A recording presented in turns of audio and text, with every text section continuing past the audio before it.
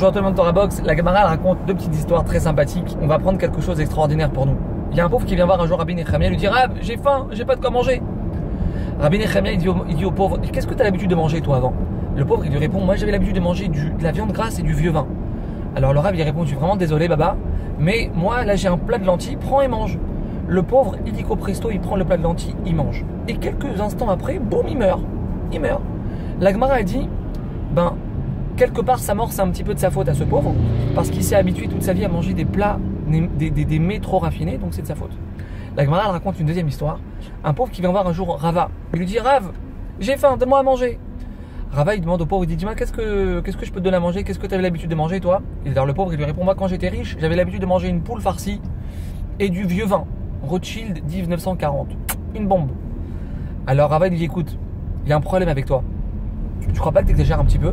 Tu crois pas que tu prends l'argent de la communauté en ayant des exigences pareilles? Le pauvre il dit au Rav: pas du tout.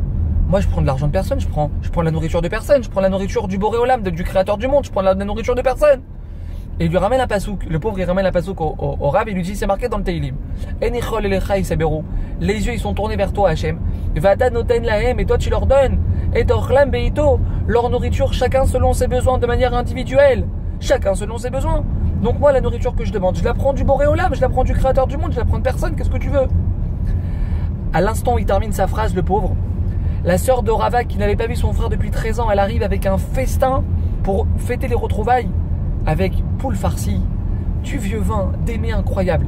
Rava il voit ça, il dit: ouais purée, le pauvre il avait raison. Il se retourne, il dit: tiens, prends et mange.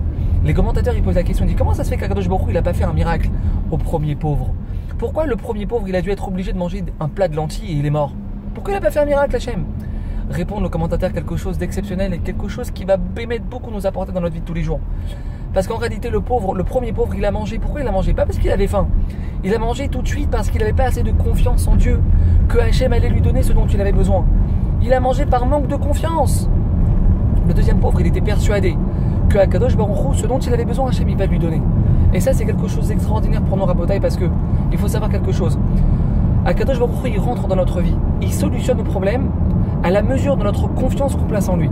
Plus notre confiance en Hachem elle est grande, elle est élevée, elle est puissante, on a la conviction qu'Akadosh Baruch Hu il va répondre à nos problèmes, il va nous solutionner nos problèmes, il va rentrer dans notre vie, il va nous envoyer ce dont on a besoin. Akadosh Baruch Hu il voit mesure pour mesure, t'as un grand bitachon, je peux rentrer, je peux te solutionner tes problèmes.